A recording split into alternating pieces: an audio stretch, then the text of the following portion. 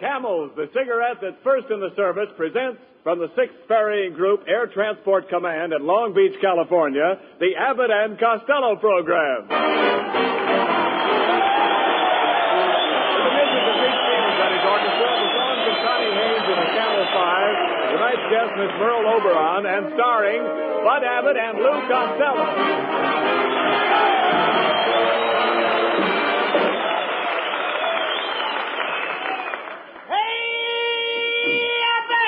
No, come on. What's the matter with you, Costello? Hey, Abbott, I want to ask you a very personal question. What is it? Do you think I'm fat? Well, I'd say you were on the plump side. Why do you ask? Well, I was over by one of those big hangars. I was standing next to a blimp. All of a sudden, an officer points to me and says, "Look, they're making them with faces now." Oh, he was just kidding. You know, there's nobody that has a better sense of humor than a flying man. I know that too, Abbott, because I'm a flying man myself. What do you mean? I started flying when I was a 6-month-old baby. You flew when you were a baby? Yep. I flew out of my nurse's arms and made a perfect 1-point landing. No. You mean 3-point? No, 1 point. My safety pin was open. Costello, I don't believe you've ever been up in the air. Oh, yes, I have. I used to be a hostess. Well, you walked into that one, my friend. For your information, plane hostesses are always female. This was a male plane. Tell me, Costello, when was the last time you were up in the plane? Do you want the truth or my version? Oh, no. I want the truth. I think we'd get more laughs the other way. No. Tell the truth. Okay, I'll tell the truth. All right. I took my first plane ride today. Captain Dick Lassiter took me up in a great big plane. Tri-motor? Try what? I said tri-motor? Certainly we tried the motor. What do you think we did? Push it? No, skip it. I'm not going to get it up in the air and then try it. All right, forget about it. Forget about the motor? No. The other thing. By the way, what kind of a pilot is he? Was he flying blind? No, he was perfectly sober. What a dope. Of course he was sober. Well, never mind that.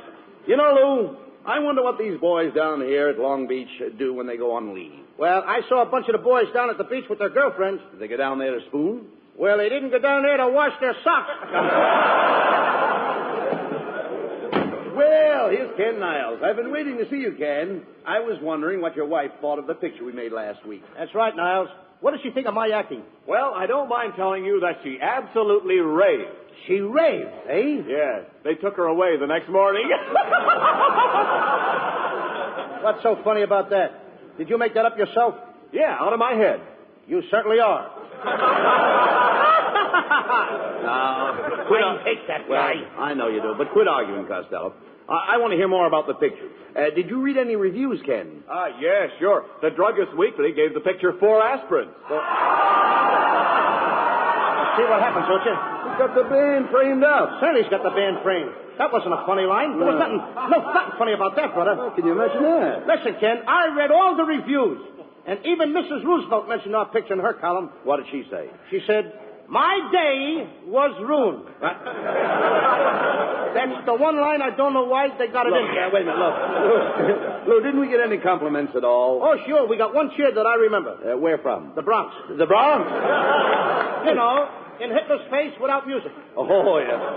Well, maybe we should give up the idea of producing our own pictures, Don't you be silly. No. Perfume Pictures Incorporated is here to stay. And I'm ready to start another picture right now. Push the button for my secretary. Okay. Hey. What's the idea of a horn for a buzzer? She used to be a waitress in a drive-in. Oh. Oh, boss, I'm sorry I was late this morning. Are you doing anything tonight? Why, no, not a thing. Then try and get here on time tomorrow morning. A fine secretary. How did you get a job here? I used to be in pictures. I played in The Way of All Flesh. What part did you play? One of the meatballs. Everybody gets laughs but me. All right. Have patience. By the way, do I have any appointments today? Yes, sir. At 12 o'clock you have an appointment with Hetty Lamar. What am I doing after that? Me, he asked. Mr. Costello, could I speak to you for a moment? Why, it's Botsford Twink, our soundman. What's on your mind, Bots? Well, I want you to know that I was terribly hurt because I wasn't in your picture last week with Carmen Miranda. After all, if you're looking for new faces, look at me. My face is new, isn't it? Oh, very new. In fact, your whole head has only been slightly used. Please give me a chance, Mr. Costello. I really do have a lot of talent. You know, I do most of the voices in all the Leon Schlesinger cartoons for Warner Brothers. You don't tell me. Yeah, for instance, here's a little Porky Pig. This is the way I talk when I play Porky. That's all, folks.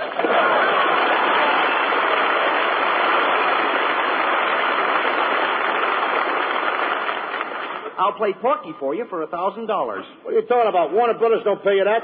I know, but pork has gone up. What else do you do, Botsford? Oh, did you ever hear Bugs Bunny? I have a carrot here, so I'll give you a little sample.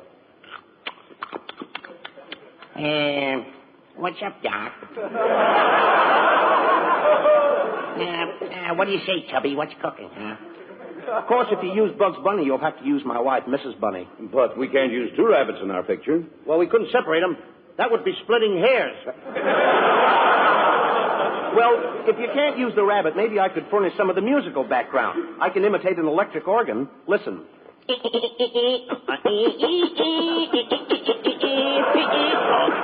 It's clever, ain't he? Do you call it an organ? Now listen, Botsford. I can't use any of that stuff in my picture. Now, will you get out of here? Now look what you did. Now look what you did. Now look what you did. Every time you yell at me, I get the hiccups. When you yell at me, he gets that. Why do you yell? How did I know? Did I know that when I talk loud, he gets the hiccups? Costello. Did I know that? Well, don't yell at him. Do All right. something for the poor fellow. Please, Botsford. I said, talk nice to him. Botsford, I'm talking low and easy. Now, take it easy. No more hiccups. That brings him out of it. That brings him out of it. Does it? I didn't know that. All right, take it easy. How do you feel? Better now. Oh, you do? I feel fine. Oh, am I glad of that, Abbott. Now, let's get back to this picture. But, Mr. Costello, are you sure you can't use the organ? Botsford, how many times do I have to tell you that I don't... Please. Please, not in him again, didn't you? I don't know what I'm doing. Get him out of here!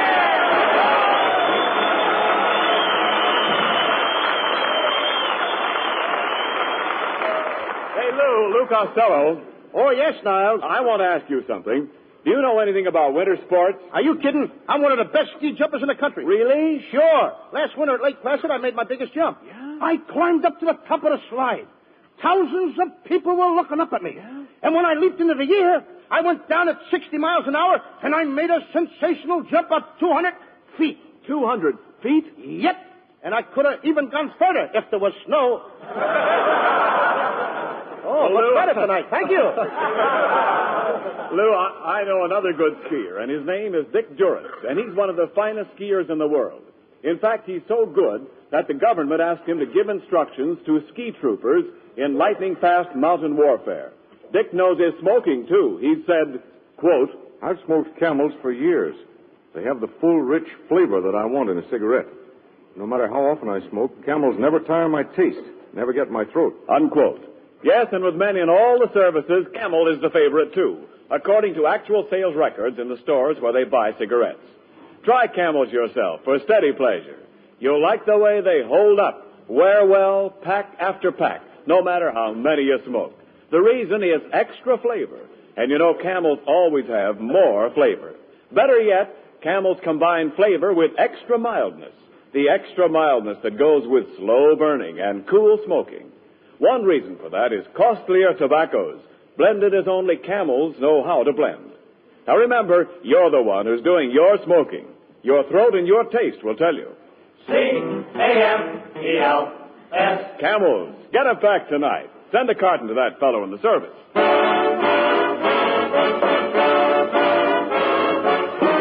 Lead Stevens, the orchestra, and the Camel 5 with a new treatment for an old tune by the light of the silvery moon.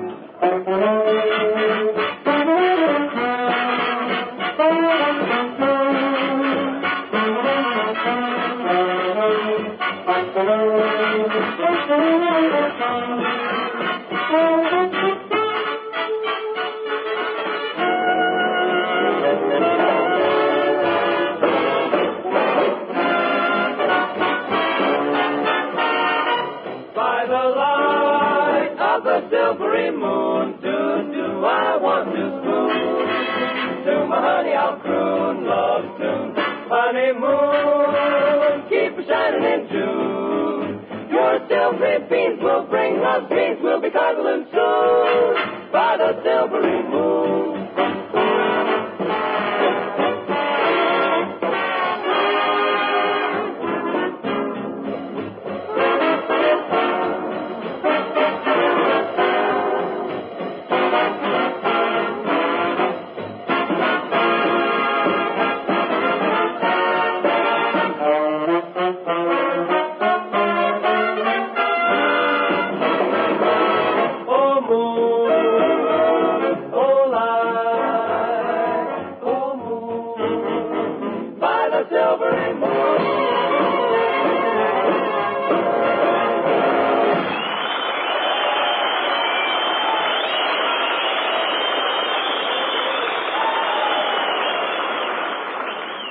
Costello, we can't hold up production on your new picture any longer. Now, we've got to get a leading lady.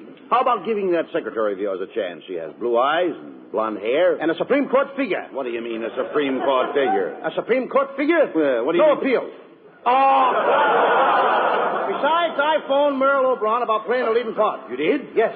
I picked up the receiver and I said, Merle, darling. Merle, sweetheart. Merle, my love. And then? Then I dialed her number. Merle O'Brien. Merle O'Brien would be swell in our picture. You know, and I sent for a new fashion designer. What is this that just popped in here? What happened? Well, now, wait a minute. I sent for a new fashion designer. Is that it? Now he's in. Come in.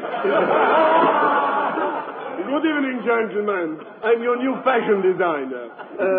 Pierre, you Pierre. To my friends, I'm P.U. You said it, brother. Hey, get a load of that guy's hair. He's a male Veronica Lake. Pierre, this is Lou Costello. Oh, how do you do, Mr. Costello? Thank you, sir. You are just the man I'm looking at. I've not seen you in a long distance. Get the way his hair hangs over his face. Pardon me, Pierre. Was your mother ever scared by a sheepdog? Oh, come on. Leave the man alone. We've got to get him to design Miss O'Brien's clothes.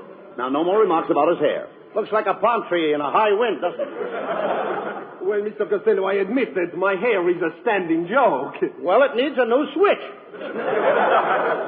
I don't know what's wrong there. Keep quiet. We must have Miss O'Brien's wardrobe designed before she gets here. Pierre, would you mind telling us some of your ideas on women's clothes? Oh, not at all. You know, the main thing is color harmony. Color harmony? What's that? Well, it's very simple, Mr. Costello. For instance, if you were carrying a pink bag, you would not wear a green dress, would you? Oh, gracious, no! I wouldn't dare! Why, I'd be the laughing stock of my sewing circles. All right, come on, never mind. What kind of line is that to get me? All right. Forget it. Skip those things. Come here, Pierre. Now, with a shortage of materials, how about something plain for Miss O'Brien to wear?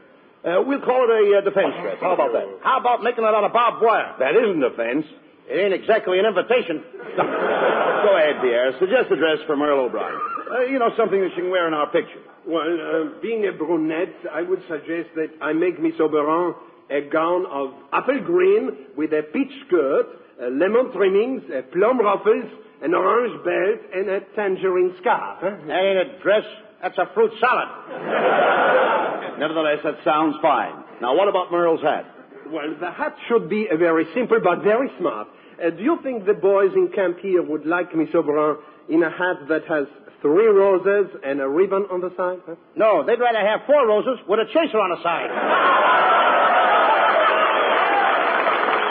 Now get out of here and I'll design the clothes myself. Oh, Costello, you can't design clothes. Is that so? I just invented a ladies' leg paint that takes the place of stockings. It even covers the knees. It disguises the knees? You said it. You can hardly recognize the old joints.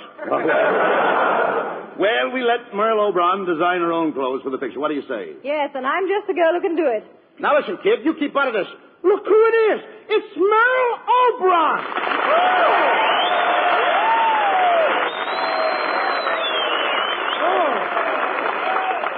Merle, I'm overjoyed. I'm overcome. I'm overwhelmed. I'm over here. Merle, I've always been in love with you. You're so beautiful. Can I give you a kiss? Well, all right, but just one.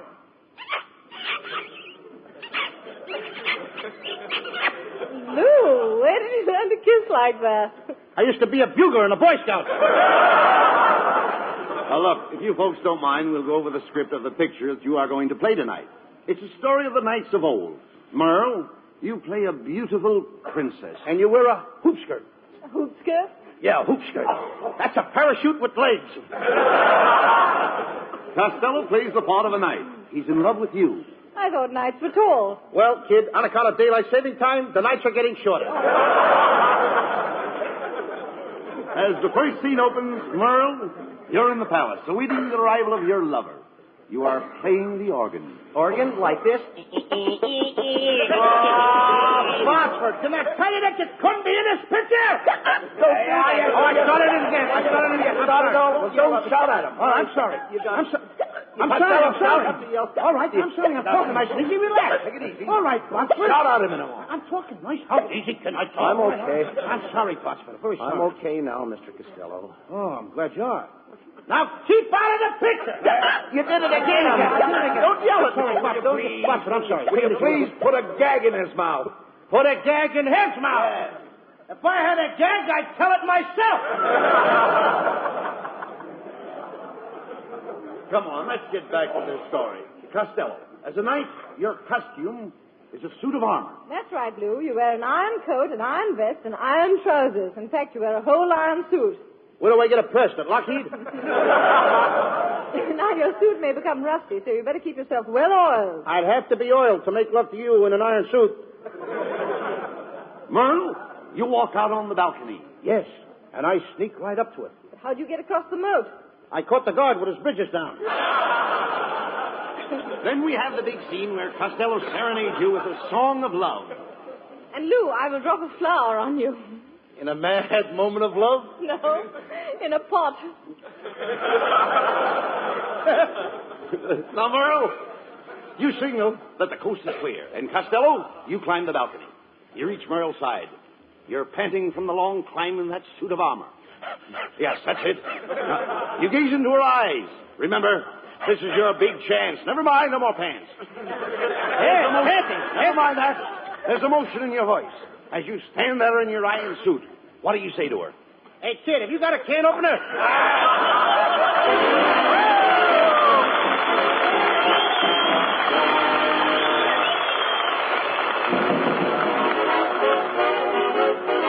Here's Connie Haynes with a Camel 5 with a new Roomba from the pen of Cole Porter. Hasta luego. In a small cantina on an island far, Senorita Lena sang a song to a hot guitar. All the ding-dong dandies used to gather about when the lovely Lena, Lady Vina, would give in and give out. Hasta luego. Too bad we must part. Hasta luego. And that mucha good luck, sweetheart. Once they'd married Lena, and her rich old guy moved to Pasadena, where the best people go to die. But when she'd collected all his copper creepers, back to her cantina, lovely Lena went flying as she purred. Hasta luego.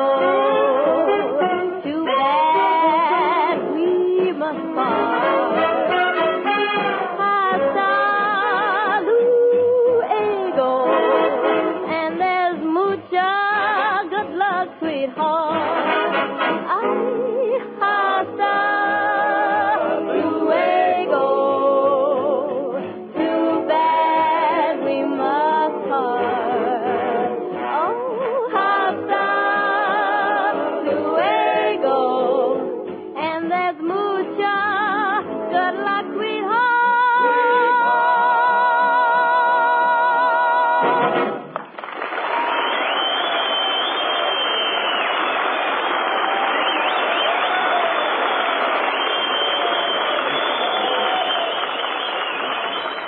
And now, ladies and gentlemen, Perfume Pictures Incorporated presents the great costume drama entitled The Brave Knight Cut Off the Dragon's Tail, or The Dragon Isn't Waggin' Anymore. The beautiful Princess Guinevere is played by Merle Oberon.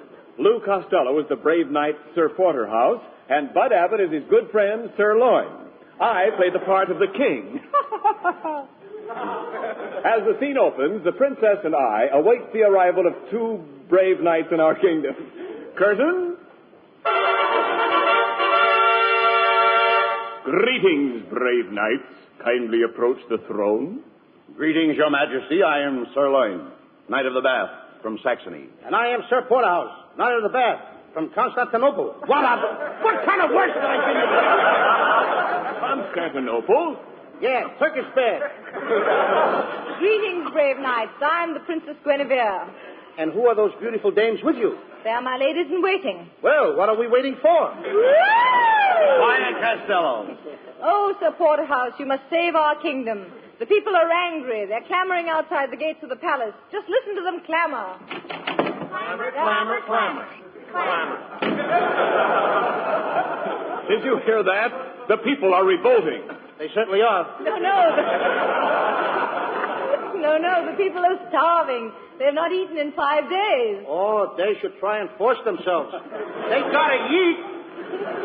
But, my dear princess, have we no food? Alas, no. The dragon has destroyed our crops. You mean all our corn is gone? Yes, there's only enough left for this program. What's so funny about that? What a fresh princess. Listen to the people shouting. They have been shouting for 5 days, but I dare not speak to them. I will speak to the people, Your Majesty. Open the door. I'll make a speech. People of Saxony! That got him. Now, my dear princess, just what do you desire us to do? My dear knight, for several years now, my father has been bothered by a terrible dragon. Why doesn't he pick up his feet? You don't understand. You don't understand. Nobody understood that. Today the dragon is coming to carry off the Princess Guinevere. You must save me from this mean monster, Sir Porterhouse. He's a very mean beast. Okay, kid. He has 2 heads, one at each end. How does he sit down? He can't. That's what makes him so mean. Well, don't be mean. Don't worry, princess. All right, I'm allowed one mistake, eh? I am not afraid of nothing. One time I climbed up a tree and I bagged a ferocious tiger. You went up a tree after a tiger? No! He came up after me! But you said you bagged him. I did bag him. I begged him to go away, but he wouldn't. What happened? Well, I snapped at the tiger snapped at me, and suddenly something whizzed past me. What was it? Pomona. Pomona. Talk sense, will you? Then my uncle came to my rescue, and I finally brought that tiger home stuffed. What was he stuffed with? My uncle. Oh, Your Majesty, the dragon is almost upon us. He's coming to get the princess. Quick, princess. Button up my iron suit. Wait a minute. Just a minute. I thought you were a princess. I work the swing shift on the side. Costello, look at that thing belching smoke and fire. Is that the dragon? It ain't a smudge pot. I'm getting out of here. It's too late. He's got us trapped. Here he comes. Now do what he does. Do exactly what he does. Right. He's staring at you. Stare back at him. I can't. Cockeyed. I can't do it. Quiet. He's roaring at you. Roar back at him. That'll scare him. Wait a minute. Now he's wagging his tail. That lets me out. Look out! Look out, he's going to charge. He's going to charge? How much? Oh. Quick, grab him. I've a gun. Here's a fancy line. By the what? The gullet. The dragon's neck. Let him neck. What do I care about their love life? Give me my sword. Give me my sword, somebody. I'll cut his nose off. But how will he smell? That is something that should only interest another dragon. Look out, he's coming at you. Be careful, Costello. Your back is turned to him. He's coming up behind you.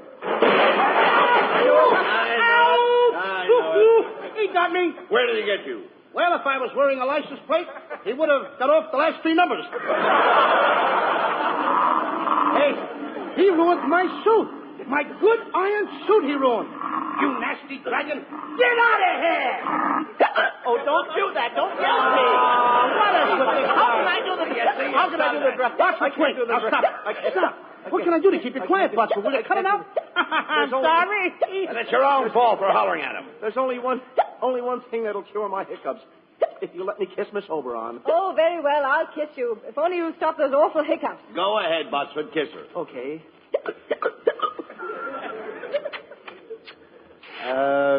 How do you feel now, Botsford? Oh, I feel fine. But, what? That's all, folks.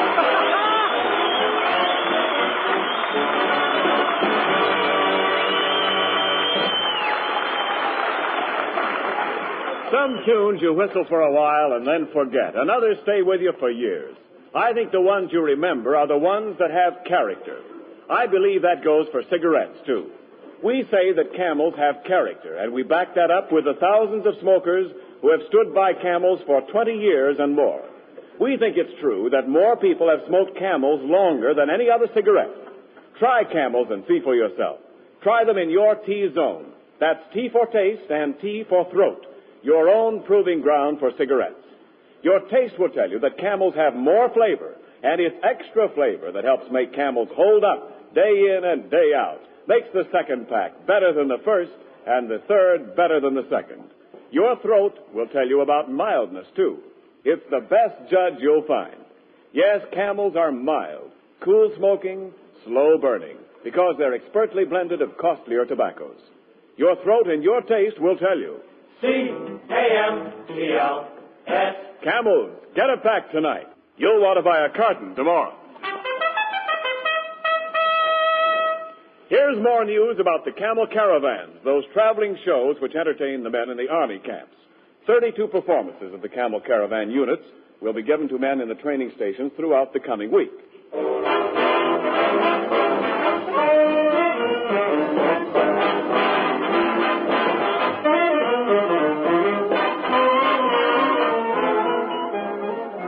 And now here are Bud Abbott and Lou Costello with a final word. Thanks, Ken. Ladies and gentlemen, it's really been a thrill for Bud and me to do this program from the Ferry and Command Air Base here at Long Beach. And an added thrill to be here with Merle Oberon. Thank you, Lou. I had a wonderful time, and it's been lots of fun. That's right, Merle. And we'd like to extend our sincere thanks to Colonel Ralph Eastbake, Lieutenant Colonel John P. Frame, Jr., and their splendid staff of officers for the opportunity to make this visit. Next week, we'll be back in Hollywood on Thanksgiving Day. In addition to the regular gang, we'll have as our guest Herbert Marshall. And we do hope you'll all join us. Until next Thursday, Bud and I wish you all a very pleasant good night.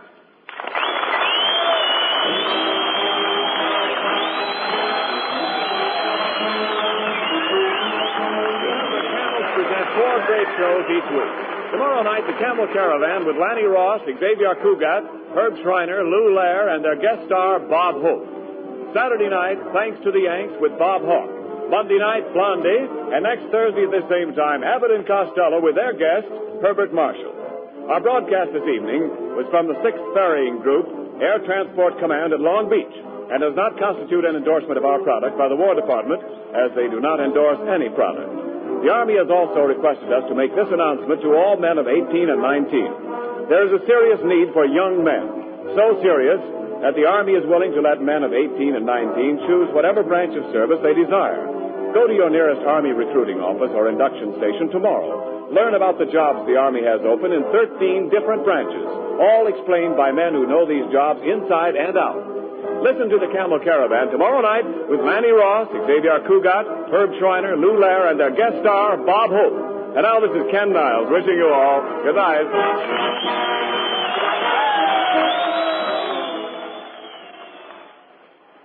Mister, if you've got a pipe that's biting you, why, it just means one thing. Your pipe's hungry. Yes, sir, hungry for Prince Albert, the mild, rich, tasty tobacco that won't bite your tongue because it's no-bite treated. PA's crimp cut, too, for easy packing and stay-lit burning. Around 50 pipefuls in every handy pocket package. Get Prince Albert tonight. You'll see why men call it the National Joy Smoke. This is the National Broadcasting Company.